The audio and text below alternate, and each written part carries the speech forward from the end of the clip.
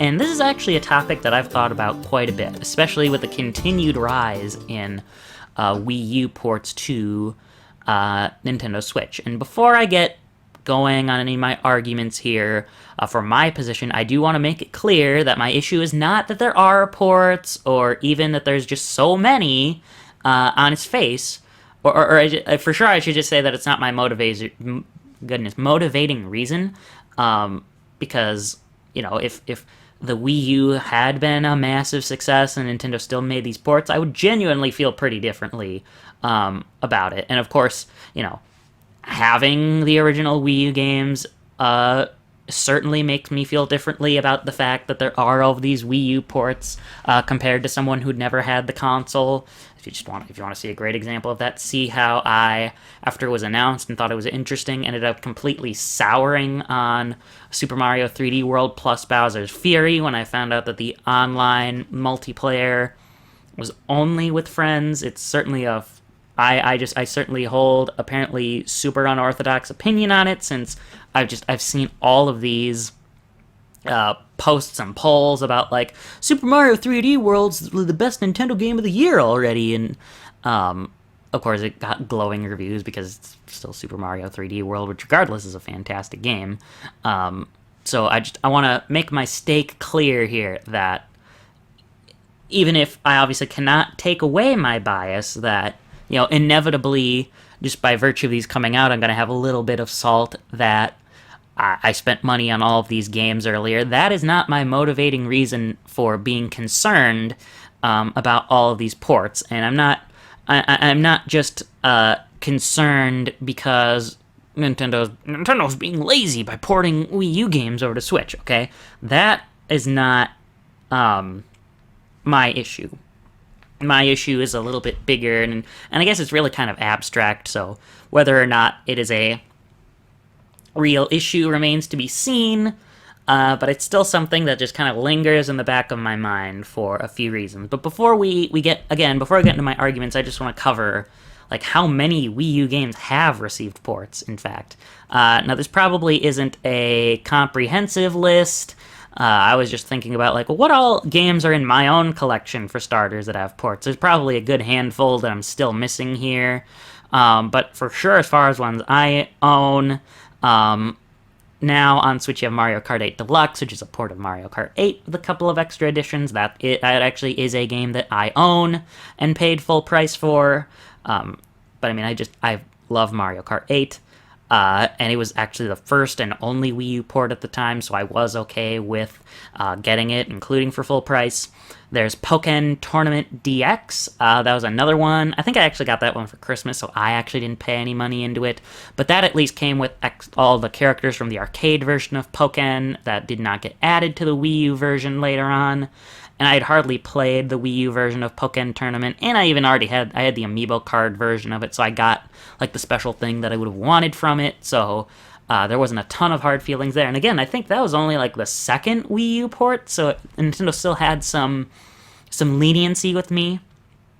I actually do own New Super Mario Bros. U Deluxe on Switch, but I don't like the only reason I bought that one, and the pattern that I've gone with since then on any Wii U ports is, if I'm gonna get it, I'm either gonna get it at a local store and all the money's gonna go to that store and I want to support it, or I am getting it at like a decent enough discount to where I feel like, I still want to complete this collection of games that I'm gonna own here, but I haven't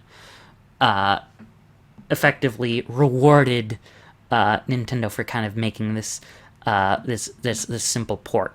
And New Super Mario Bros. U Deluxe, I think I got for like, it was either $35 or $40, which is still a little more than I would have wanted to spend, but considering the game was going for full price everywhere, I don't think I would have found a better price anytime soon. And then I actually recently got Pikmin 3 Deluxe. Are you noticing kind of a pattern yet? These are all just the same game, but deluxe, actually. And I got that one for half off, $30, when the game is still going for $60. Actually, really, I mean, this is within a year of the game's launch, so getting it for $30 is about as good of a deal as you're going to get for like the next decade. I would predict maybe the next 5 years. I don't know. Kind of depends on when Switch game prices go down for a while, and even then, Nintendo games almost never lose their value. So that one, it's always hard to judge, even when you're talking about a somewhat more obscure series with Pikmin.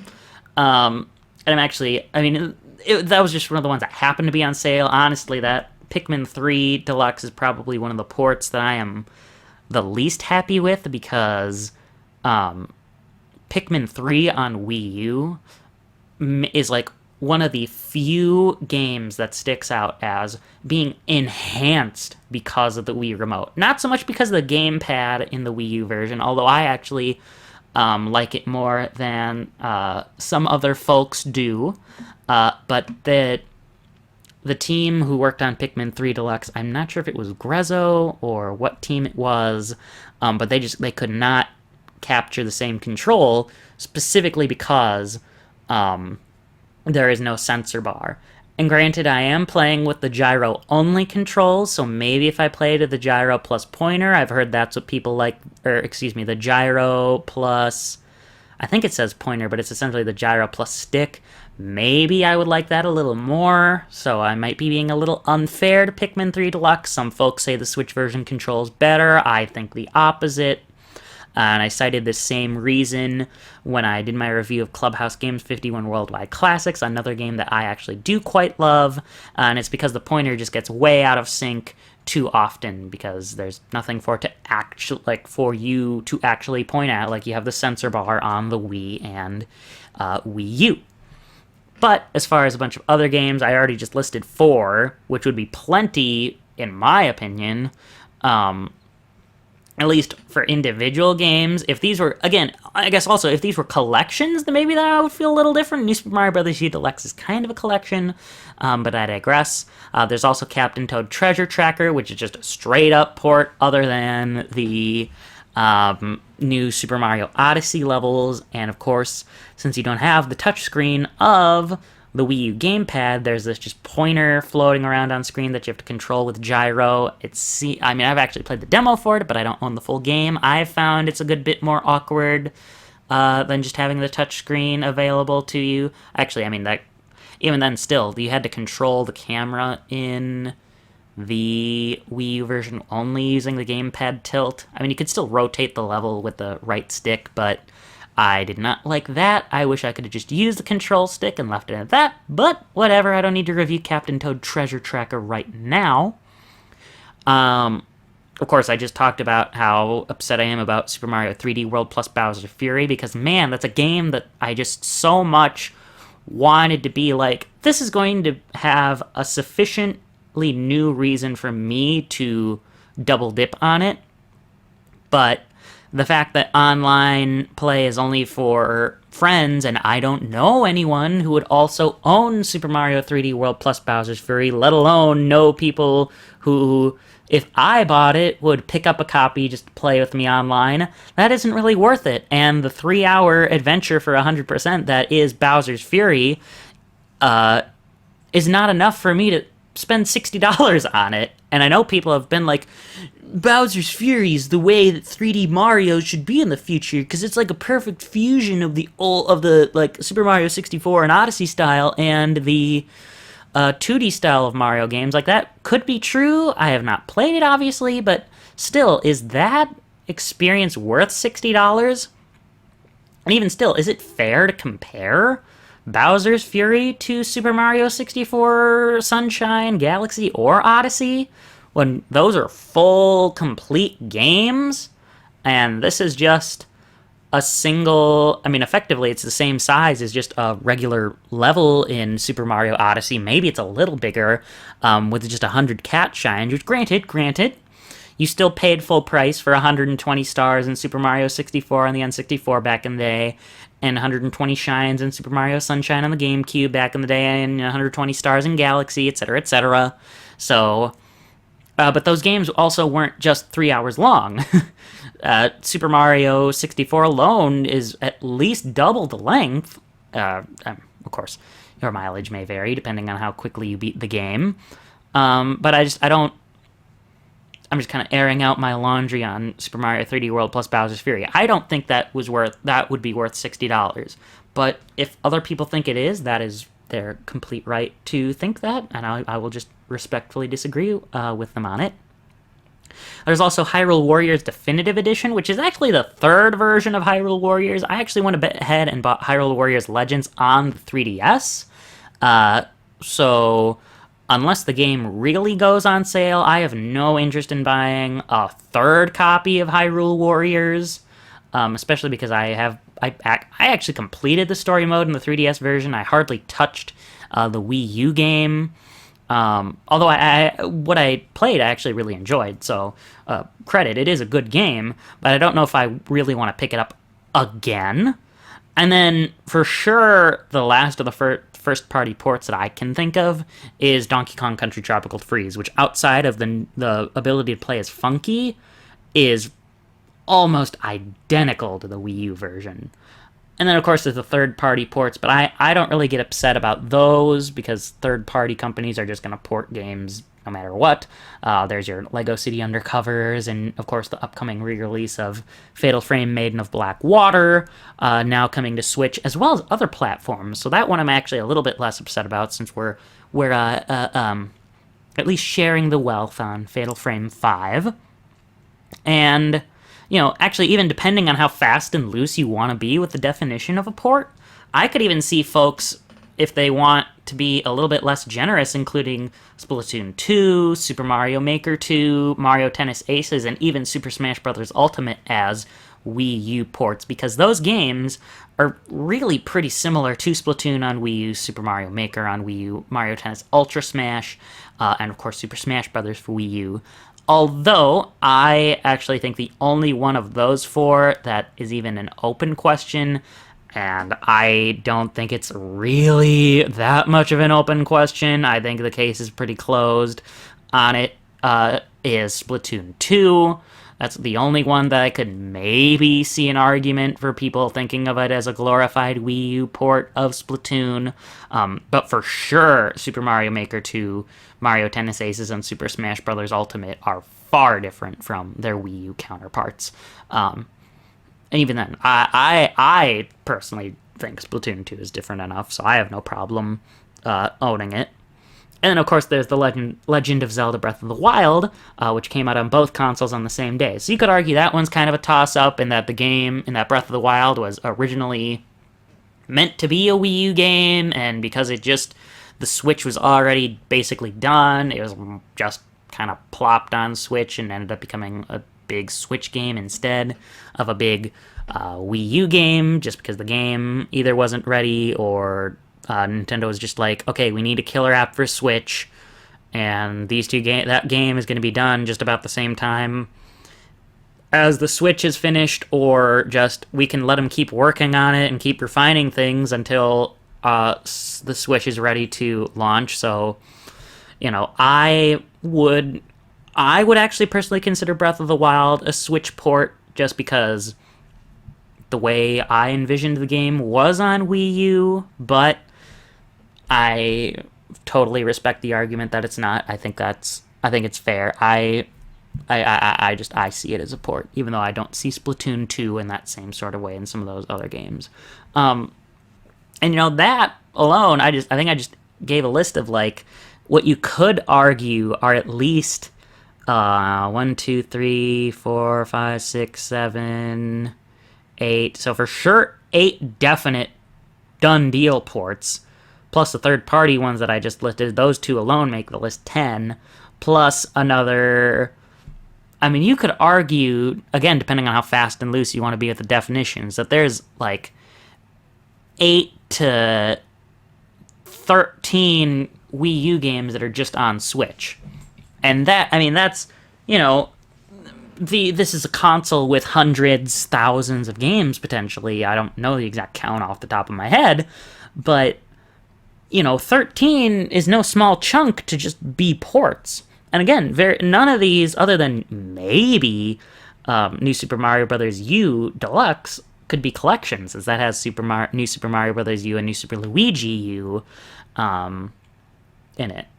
And that's a lot of games for one console to lose to the sands of time, to just say that, oh, there's the Switch version. I mean, there is the Wii U version, but the Switch version was really the successful one, so that's the one that matters. And I would say most folks really aren't concerned about this phenomenon, but I actually really am, for a couple of reasons. Of course, there's the basic game preservation stance that you can think of. Just because Mario Kart 8 Deluxe is better on the Wii U, and I would contend that it's significantly better, if only because it is portable. Just because it's a better version of that Wii U game doesn't mean that vanilla Mario Kart 8 should be tossed aside, right? I compare it to, like, I bought the NES Dragon Quest games on Switch, and yeah, I probably wouldn't have wanted to play them any other way, but that doesn't mean the original NES version or the SNES versions of that game or the Game Boy Color versions should just be automatically worthless because now the Switch version is out and it improves on those versions improve on the game balance in various ways. They're still worthwhile and people are still going to want to play them, and even still, there are probably very well cases where people will argue that they're the better version of the game. I don't think it's going to be common, but I think you could see people making the argument that vanilla Mario Kart 8 is better for reasons X, Y, and Z. Although I guess that probably isn't that great of an example. Here's a better example. I'm someone who would contend that vanilla Wii U Pikmin 3 is better than Pikmin 3 Deluxe because of the controls. And, we should keep Pikmin 3 as a separate and equally important game, even though the deluxe version exists, because it has the superior controls. And some people are going to prefer it, like me. So, I do have a little bit of an extra thought to share on that later, but I just want to put a pin in it for now as something we're definitely going to come back to. Of course, there's the consumer angle to consider, because, of course, it is very nice to see these games get a second lease on life. If there's anything that I can't say about the fact that there's all these Wii U ports, is that it's bad for consumers, because, you're essentially taking a game that could have just gone into obscurity like Hyrule Warriors and bringing it to a new, much larger audience to potentially see it become successful. And folks who never had the opportunity to play the Wii U version now get the chance. Although, of course, like I just said, I think that it is an open question whether some of these versions are really better. Again, I keep bringing up Pikmin 3 Deluxe. I wouldn't call that one better than the original, as much as it's nice that there's new content. I'm just glad that folks have more of another opportunity to play it. But whether or not the sacrifices that were made to it to bring it to Switch were worth it is an open question. And even then, you could argue that, are people getting, like, the real experience playing New Super Mario Bros. U without the opportunity to try out the gamepad mode, or the I can't think of what it's called. Was it just the boost mode on the Wii U gamepad version? Granted, it wasn't something that a lot of people used, but that mode is one of the ways that New Super Mario Bros. U was originally intended to be played. Similarly, you could... Captain Toad's another great example. Without the gamepad, are you really getting the true experience of what Captain Toad Treasure Tracker was supposed to be like? I don't know. So I think it's a little bit more of an open question on the consumer angle. And of course, then there's all, like, the 13 million Wii U owners across the globe, like myself, who are now basically being told, well, you can buy the game again on this other console. Is that fair? I don't really want to stake out a position either way on those, but I do think that they're genuinely important questions to consider. But for me, the most important issue, and this kind of gets to that abstract thing and that pin that I just put aside, is in this idea of the Wii U's legacy. Okay, what do I mean when I say why we should be concerned about the Wii U's legacy? I don't really care what the Wii U represents to regular people, honestly. If they want to see, like, oh, that was Nintendo's failed console, like the Virtual Boy, that's fine. If they just want to be like, yeah, the Wii U, that was like a weird moment in Nintendo's history where they didn't do all that great, that's fine too, But what I'm concerned about, as far as the Wii U is concerned, is how Nintendo views it, okay? And what I'm concerned about is just by porting all of these games and, suddenly seeing Super Mario 3D World become a giant success, might make Nintendo grow a similar bravado to what they did when the Wii sold so well, right? And of course, what did follow up the Wii? The Wii U, that they're trying to they're trying to pull all these games from. Like, I don't think it's good for them to think of New Super Mario Bros. U as a Switch game rather than a Wii U game, because, it effectively erases the years 2012 through 2016, right?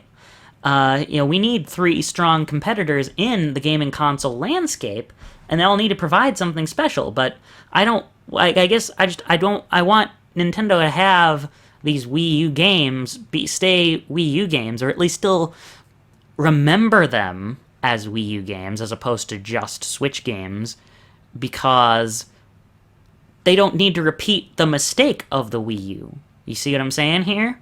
They don't need to do something that's so unique that it alienates people like the Wii U did, but of course I also don't want them to just release a bog standard box like Sony and Microsoft have been doing since, well, their original consoles. So that really is my ultimate concern, why I've brought up many times, I am upset that there's another Wii U port, because I genuinely think that, and this isn't about being a giant corporation and I want to see my giant corporation succeed the best, but I think, if I want to treat, or even just think about games as an art form, and if you don't want to see bad games or failed games come out again, and you want to see more good games come out and just more games in general come out in the future, I think it's good to keep what didn't work in your mind. That's very important, to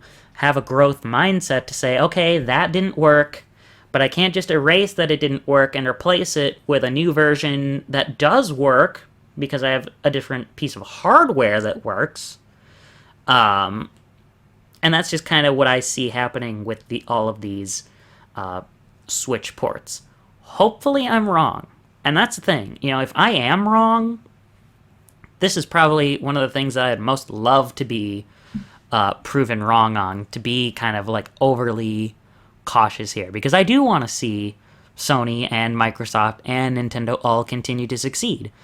Because they have all in various times reflected on, where are places where our hardware failed, and what can we do to do better on it. You saw that going from the PS3 to the PS4 for Sony. You saw that going from the Xbox One's announcement all the way up to the end of the Xbox One's life. You saw Microsoft do a huge shift because they realized that something wasn't working there. And you, of course, saw Nintendo do this going from Wii U to Switch and eschewing that, okay, we need to do something unique, but it can't be so abstract and out there. And of course the name needs to be a little more distinct, which is how the Switch does work, in my estimation, that it is distinct and that it does do something that is still unique, but and I talked about this in my 9th generation console roundup, it does something that is inherently appealing to a lot of people. So I think they learned their lesson, but it's very easy for folks, especially giant companies, to fall back into their old habits. And I'm just afraid that seeing this, destroying a legacy, as the title of this episode is saying, could lead to bad things for the future. And, in that sense, you have to appreciate the Wii U for being, not just because it had great games and was still a genuinely pretty good console, but because it kind of forced Nintendo to wake up and realize they have to do something at least a little bit more traditional to keep succeeding. So I can't imagine this is the only time that I'll talk about the Wii U's legacy. It comes down really to if there are more ports and if my fears come true or if they don't come true in the next few years when the successor to Switch is revealed. But I think that covers all I have to say today regarding the topic. It's kind of nice to get that one out there to the world, because it is something that I have thought about for quite a long time and have wanted to talk about on this show, but I thought today would finally be the day.